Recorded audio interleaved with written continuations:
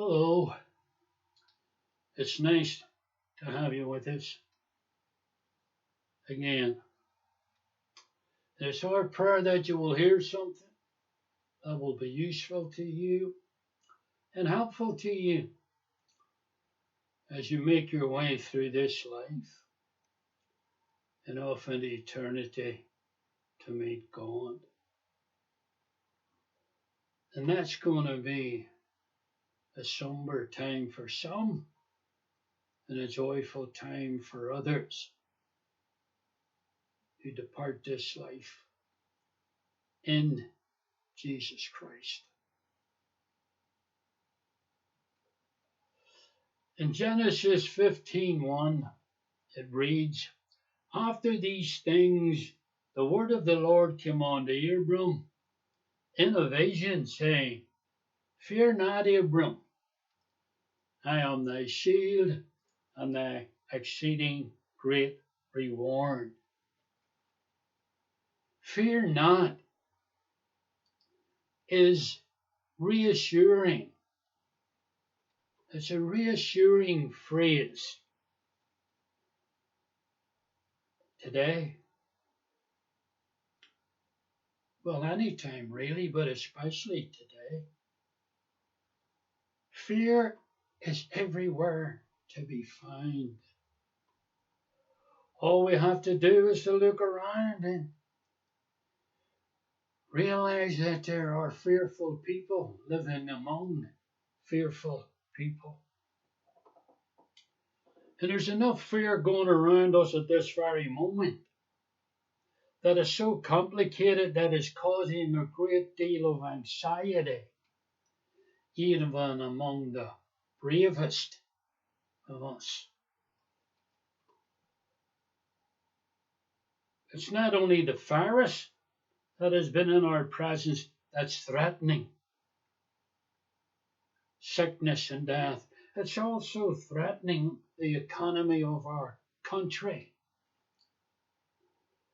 and which is not only a threat to life of those who have contracted it, but it's also affecting other highly sick people as well. In regards to cancer surgeries being cancelled, along with other much needed medical procedures put in abeyance.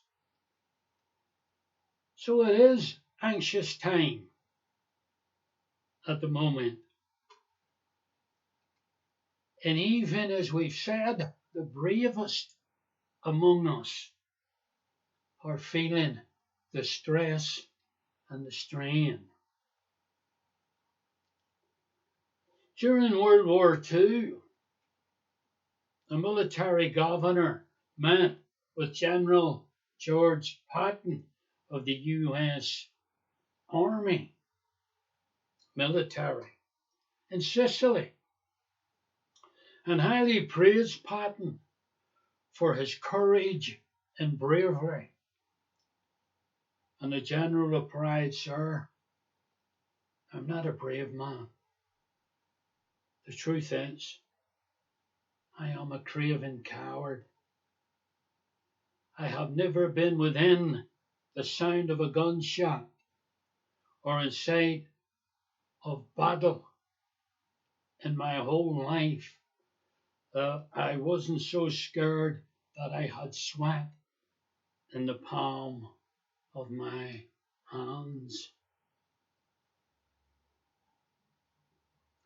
So there are times when fears around, even in the bravest. Lives in the heart of the bravest of us. Genesis 15:1. Abraham needs fear not. He needs that advice or admonition. He needs to hear it.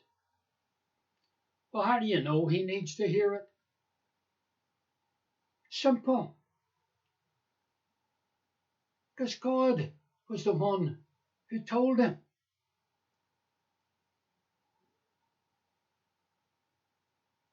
And if God said to Abraham, fear not, there must have been something that was troubling the man and causing him anxiety. Abraham, as you remember, was the wee chosen Babylonian idolater.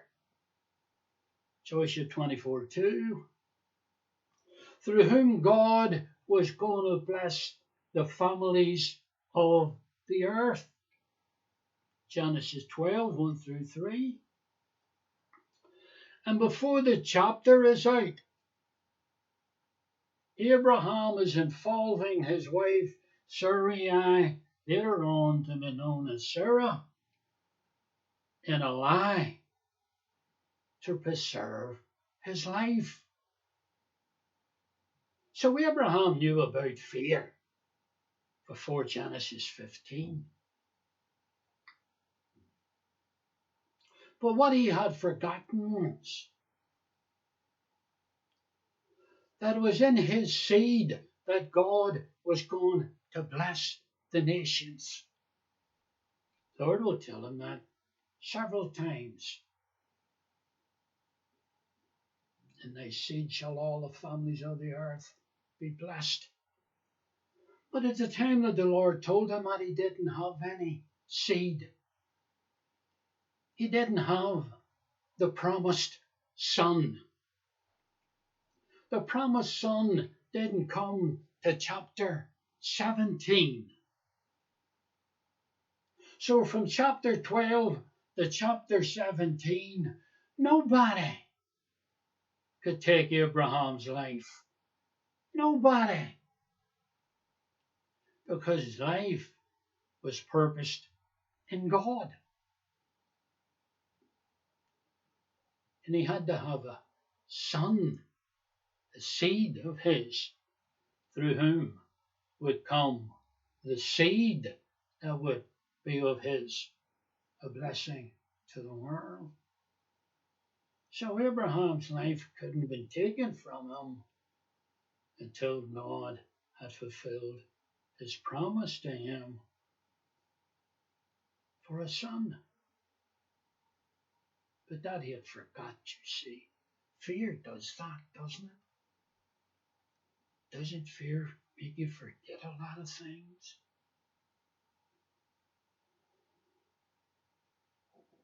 Could be Abraham.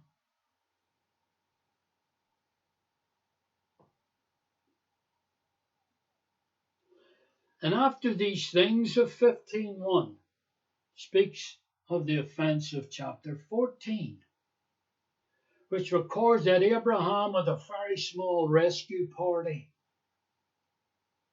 pursued 4 kings, resulting in delivering his nephew Lot. Now, when the adrenaline is flowing, people are motivated to do some seemingly impossible things. And when the event has passed, and they have sat down with time to think calmly about what they had just accomplished, they wonder how they did such a thing. How were they enabled to do it?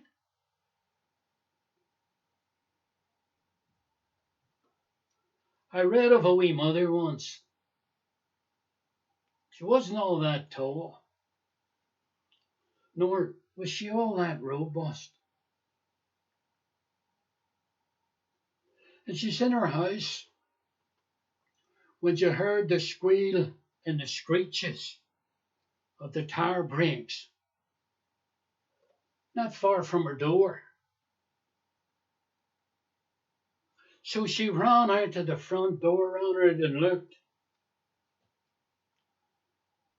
And in front of the fan of what she saw below it was her son, lying below this delivery van. And in enough of that, she says, she ran to the front of the van, put her hands under it, and lifted the front wheels of that thing off the road.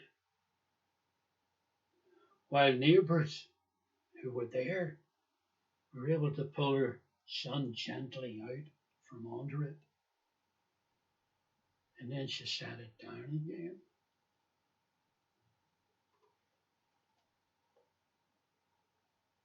In the description of her build, it seemed to be that she would have had a hard time carrying a 2-stone bag of potatoes. But when it came to the safety of her son, and her son being hurt, she could lift the fan front wheels off the ground. You see the adrenaline flying.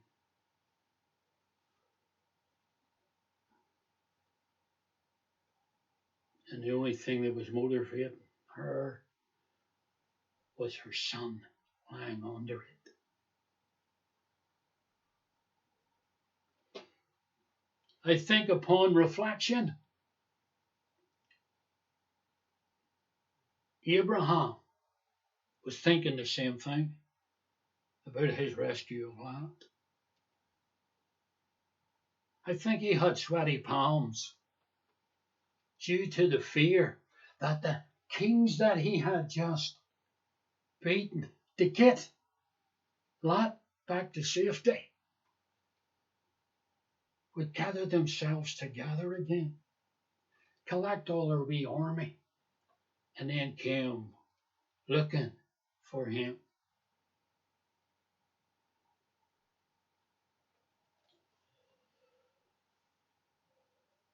And that's when God came to him and said, Abraham,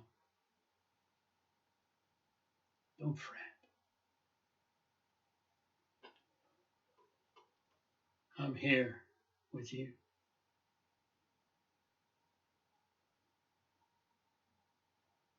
I'm here for you.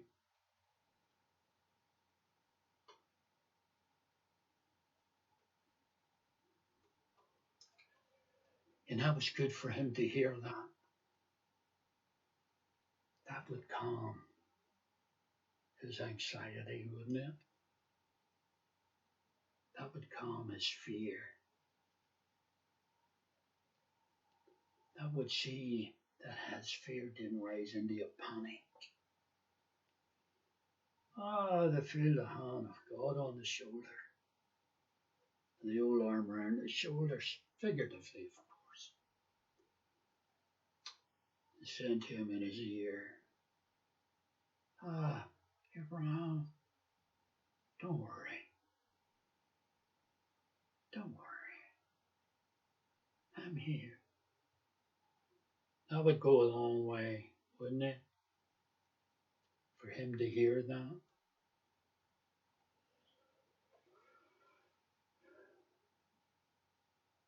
But you know,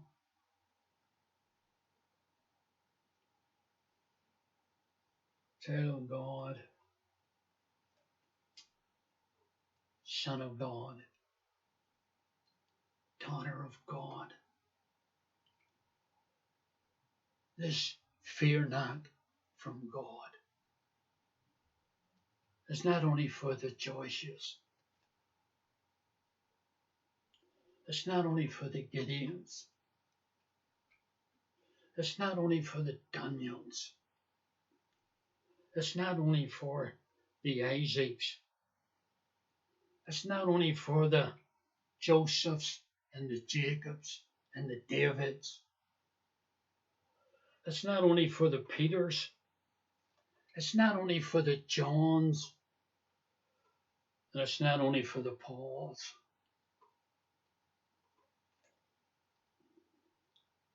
Child of God, it's for you. It's for you. Yes, for you.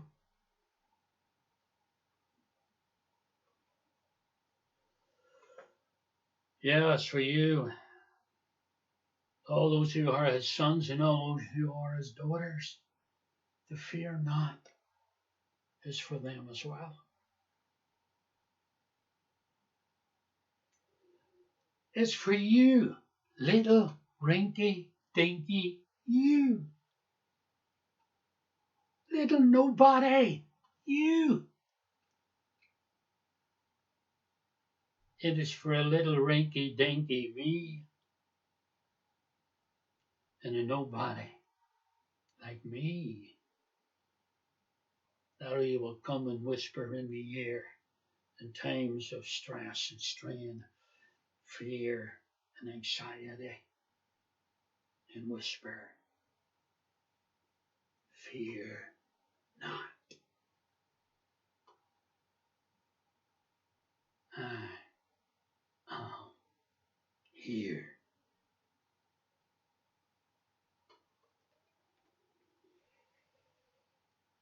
It said to all his children that he's looking after us. And he will tell us, and he does tell us, as he tells Abraham, David, and all the greats down through the Old Testament.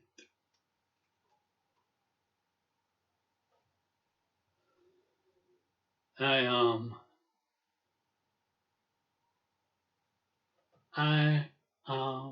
your shield and your exceeding great reward. Isn't that comforting? Isn't that amazing? Isn't that mind-boggling? Doesn't that blow the mind away when we get a hold of it and it gets a hold of us? That it is God. Not the strongest man in the town. Not the smartest politician in the government.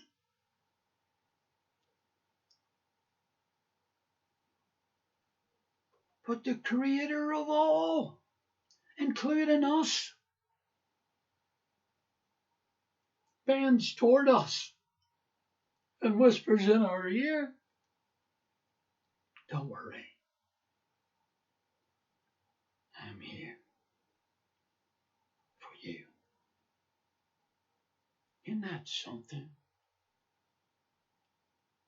Didn't that help us maybe to stand up a wee bit straighter?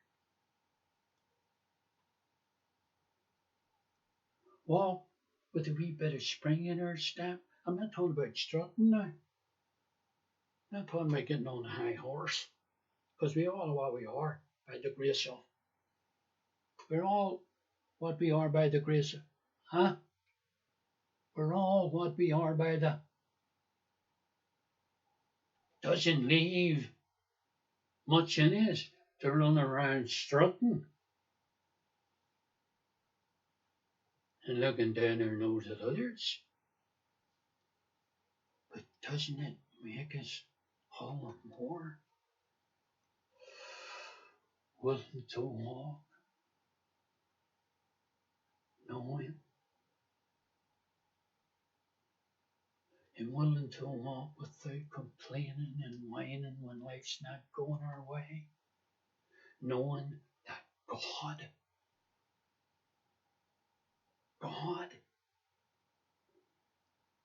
says he is our shield and our exceeding reward, and that he is for us because he loves his children. And we are his children, aren't we?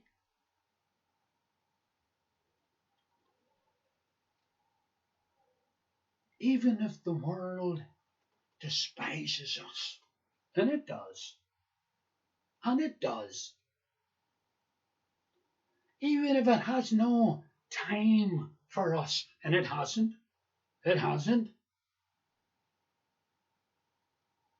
Go to the store to buy a car, and the fellow will be, yes, Mr. So and so, and wonderful Mr. So and so, and this is grand, Mr. So and so.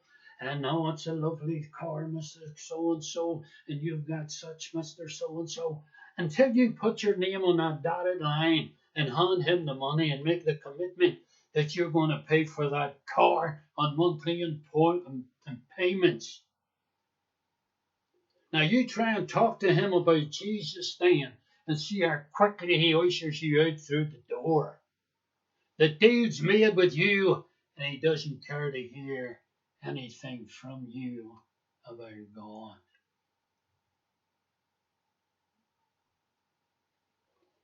But it isn't it know that even when that's going on, God's still smiling and saying, I'm still with you. I'm still for you. I am your shield and your exceeding great reward.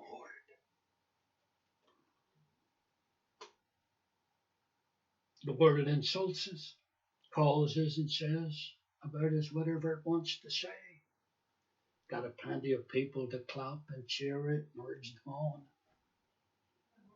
While it treats us like fools and idiots who's telling a story about a man who's not worth hearing about and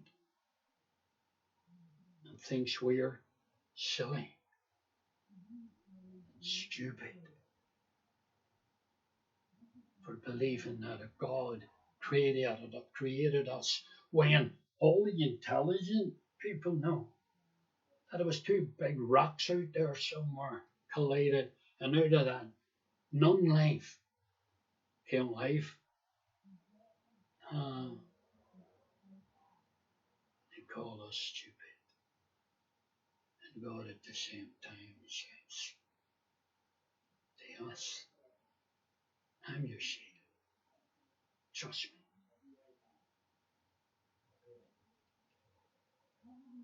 And when they call us the unlovable people and the uncaring people, and blatantly call us fun stealers, we don't want anybody to have any fun. And that's not true. But they want to speak against us. What does truth matter? It's always been the same with God's people down through the ages. So why should it be with us any different?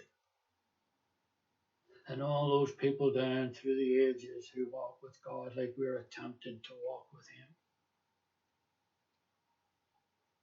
God said to every one of them, I'm your shield, and I'm your exceeding great reward.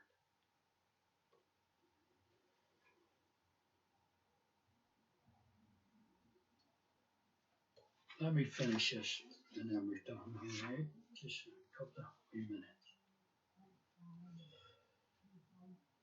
So here we are as God's children.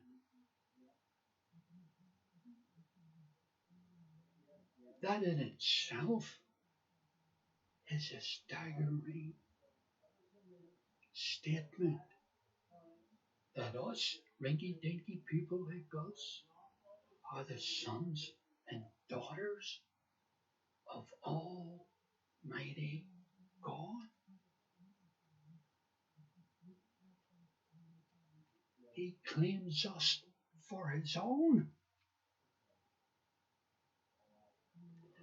He will be patient with us when we won't even be patient with ourselves.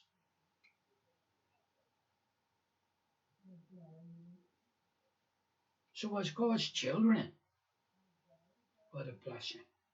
We need to listen to his fear not. When life is burdensome at times, we need to remember that in having God, we have everything we need in him.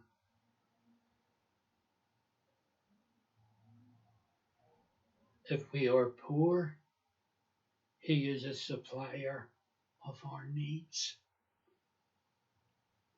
If we are weak, he is our strength. If we are ignorant, he is our fountain of knowledge. Our inability is met by his sufficiency. Our guilt is dealt with by his mercy. Our unworthiness is met by his grace. As soldiers, he is the captain of our salvation. As pilgrims, he is our guide and our guard.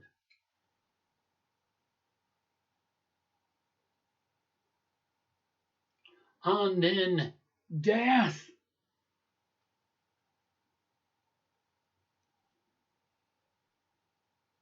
he tells us we will be resurrected. Our bodies will be resurrected to live again, never to die. Fear not. Fear not. And our Lord Jesus Christ will say to us,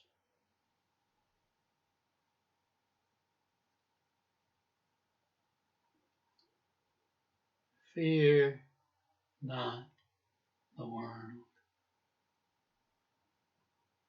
because I have overcome the world. And as I live, you will live also.